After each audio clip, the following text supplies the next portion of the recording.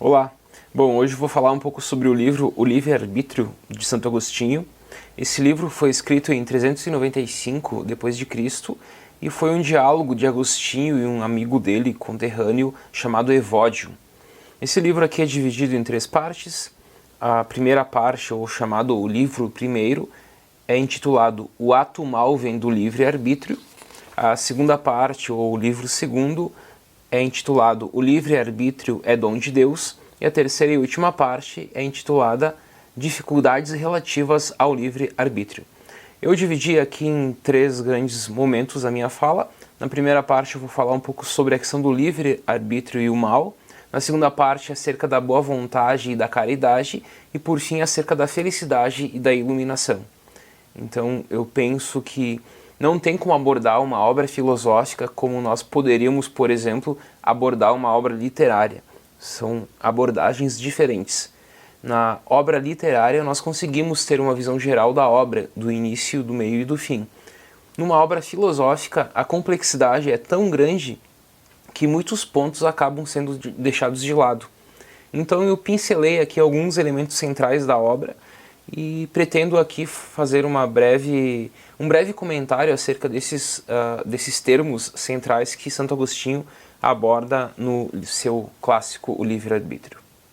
A ética de Santo Agostinho é uma ética que se afasta dos prazeres mundanos, das paixões, do mundo sensível e se aproxima das verdades eternas e imutáveis, das verdades de Deus. O homem deve se orientar para buscar a felicidade ultraterrena e não a felicidade terrestre. Aqui, claro que irei me orientar a partir da obra e, portanto, farei citações ou mesmo citações indiretas a partir do livro do Santo Agostinho. O Santo Agostinho ele diz que o fato do livre-arbítrio existir incontestavelmente é um bem. O problema é como nós humanos utilizamos o livre-arbítrio, para o bem ou para o mal. E em toda a sua filosofia, Agostinho defende a superioridade da alma sobre o corpo. E aqui nós podemos fazer uma menção à própria vertente neoplatônica presente em Santo Agostinho. Por quê? Porque Platão também defendia a superioridade da alma sobre o corpo.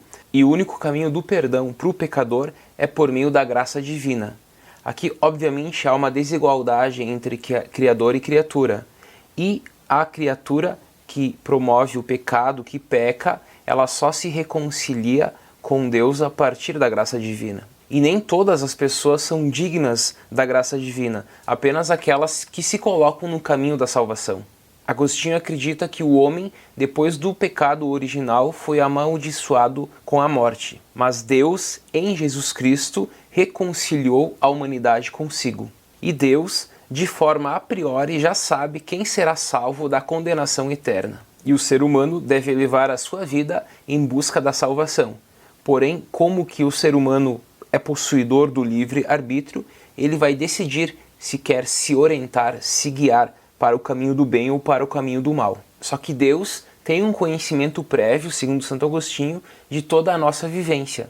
Ele sabe tudo, ele sabe o nosso futuro, mas mesmo assim ele não retira de nós a nossa liberdade, o nosso livre-arbítrio. Cito agora Santo Agostinho na página 69. Diz ele: Deus é presciente, ou seja, prevê todas as coisas futuras, e nós, de modo nenhum, pecaremos por instrição.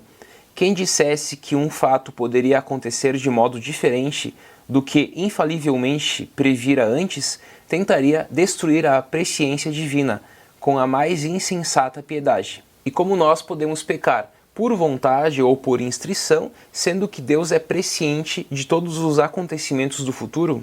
É claro que é necessário o livre-arbítrio, a liberdade, para a existência da virtude, para a existência das boas ações.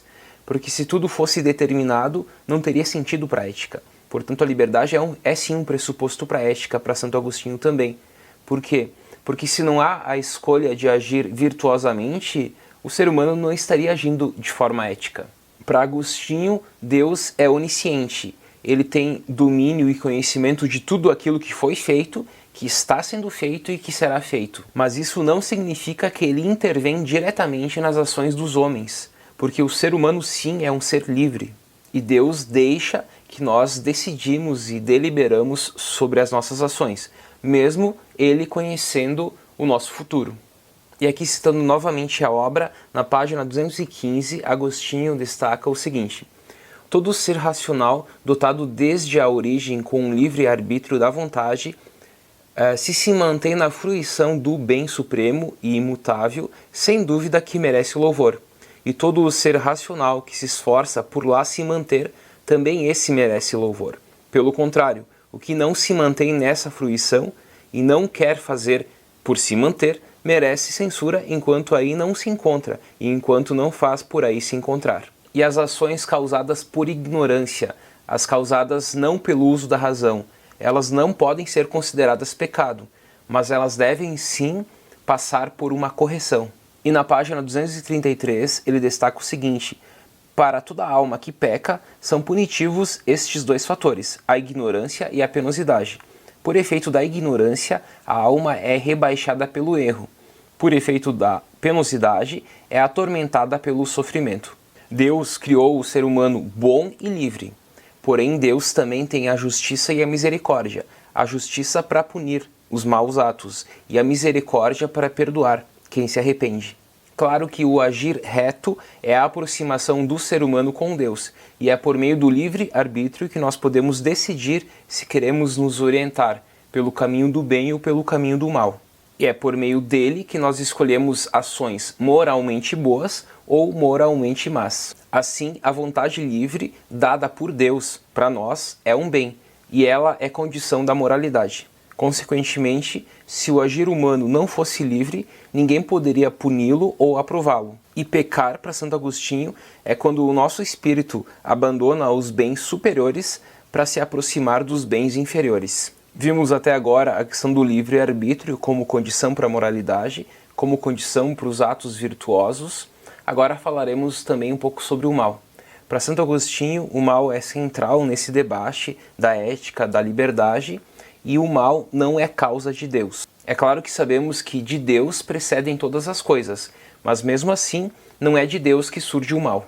E Deus não poderia ser o autor do mal, porque ele é o sumo bem. E do bem por excelência, só pode surgir o bem e não o mal. Portanto, a causa do mal não é Deus, mas a própria criatura, que foi criada inicialmente boa, mas por meio do livre arbítrio ela pode se orientar pelos desejos do mundo terreno, ela pode se aproximar do pecado. O mal não significa daquilo que nós nos afastamos das leis positivas, pois muitas pessoas se afastaram das leis positivas de suas épocas e mesmo assim elas não praticaram o mal, como por exemplo, apóstolos e mártires, que foram condenados porque se afastaram dessas leis positivadas, pois se aproximaram das leis de Cristo.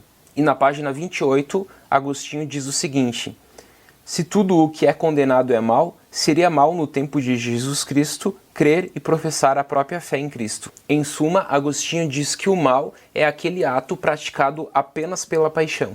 E na página 33 ele diz o seguinte: não será então justa a lei que dá autorização ao viandante de matar o ladrão para não ser matado por ele? Ou a qualquer homem ou mulher, antes de sofrer estupro, de infligir a morte, se puder, ao estuprador que violentamente se lança para eles? Ora, ao soldado até por lei está mandando que mate o inimigo, e se abstém dessa morte, recebe o castigo de quem comanda. Ousaremos, porventura, dizer que tais leis são injustas ou antes nulas? E Agostinho aqui dialoga com essa aproximação entre direito e moral, porque para ele, se a lei não for justa, ela não é moralmente aceitável. E para ele, há duas leis, a lei temporânea e a lei eterna. A lei temporânea é aquela que muda com o tempo e com a época. É a lei positiva. Já a lei eterna é aquela que é eterna, imutável e universal. Portanto, é imutável perante o tempo e o lugar. Assim, para a lei temporânea, a lei positiva ser justa, ela deve se aproximar da lei eterna. A lei eterna, em última análise, são os direitos naturais. E Agostinho é um justnaturalista, porque ele defende que há certos princípios que nós conhecemos pela razão, que são essas leis eternas, a lei natural, e dela é que a lei positiva ela deve ser fundada e criada. E aqui, fazendo uma citação de outra obra dele, chamada Confissões, ele diz o seguinte: O ouro, a prata, os corpos belos e todas as coisas são dotadas de um certo atrativo. A vida neste mundo seduz por causa de uma certa medida de beleza que lhe é própria e da harmonia que tem com todas as formosuras da vida terrena. Por isso comete-se o pecado, porque pela propensão imoderada dos bens inferiores, embora sejam bons, se abandonam outros melhores e mais elevados, ou seja, a vós, meu Deus, a vossa verdade e a vossa lei.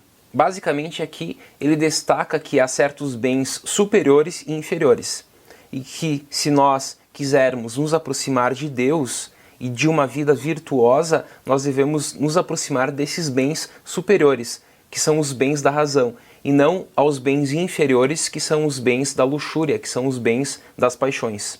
E ele é claro ao falar que todo aquele que age pela inteligência, pela razão, procede bem. E pelo fato de Deus ter criado apenas o bem, o mal é a ausência de Deus. O mal, assim, surge com a desobediência do ser humano.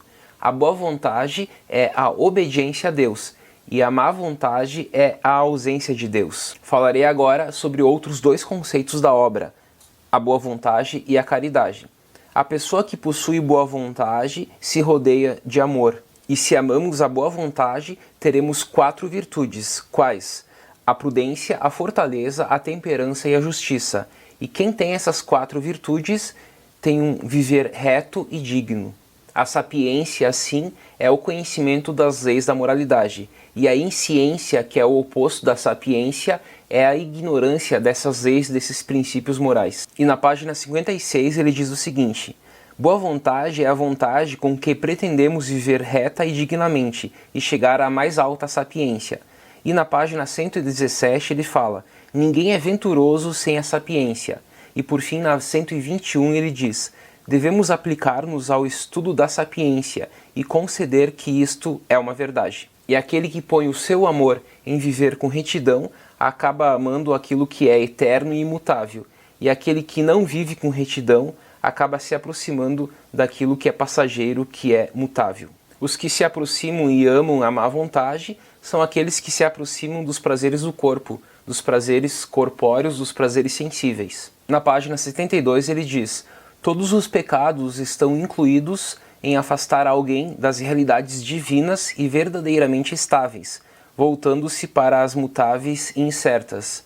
Portanto, pecar significa se aproximar das riquezas, dos prazeres do corpo, da honra, e se afastar do pecado é se aproximar dessas verdades eternas, dessas verdades que são verdades virtuosas. Bom, portanto, a mente racional e sapiente é nobre, e se existir algo mais nobre que isso, só pode ser Deus. E Deus é a suma verdade, é o conhecimento mais alto que nós podemos almejar, mas é também o conhecimento que jamais alcançaremos. O caminho mais seguro que nos leva a Deus é a caridade.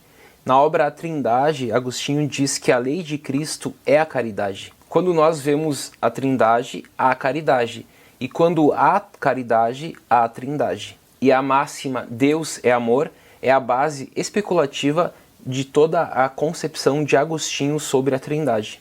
E é justamente a prática do amor que abre a porta do mistério da Trindade. Agostinho ensina que o homem deve purificar a sua mente pela fé e abster-se cada vez mais de pecar. E é notório na obra de Agostinho a necessidade de amar a Deus sobre todas as coisas e ao próximo como a nós mesmos. Mas mesmo assim o ser humano, pela sua natureza marcada pelo pecado original, ele continua pecando, ele continua se afastando de Deus e ele continua priorizando os bens terrenos dos bens celestes. E para finalizar, abordarei agora mais 2 conceitos centrais que são felicidade e iluminação. Para Agostinho, a fórmula grega da eudaimonia recebe um novo sentido, que é o desejo natural da beatitude. Deus confere ao ser humano um desejo natural de buscá-lo, de se aproximar dele.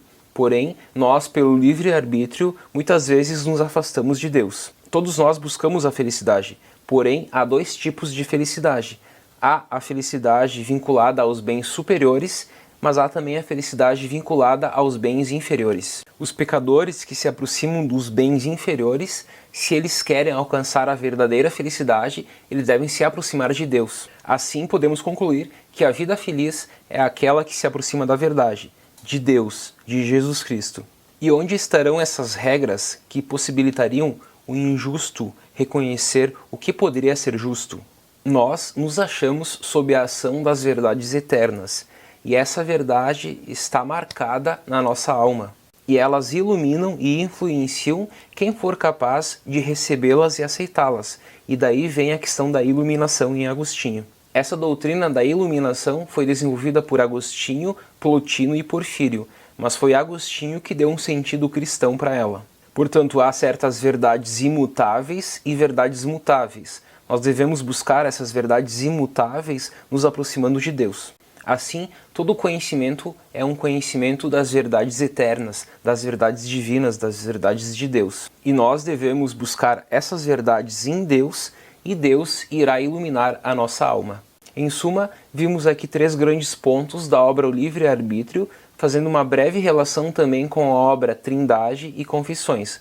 O primeiro ponto foi sobre o livre-arbítrio e o mal. O segundo foi sobre a boa vontade e a caridade. E o terceiro e último foi sobre a felicidade e a iluminação. Até mais!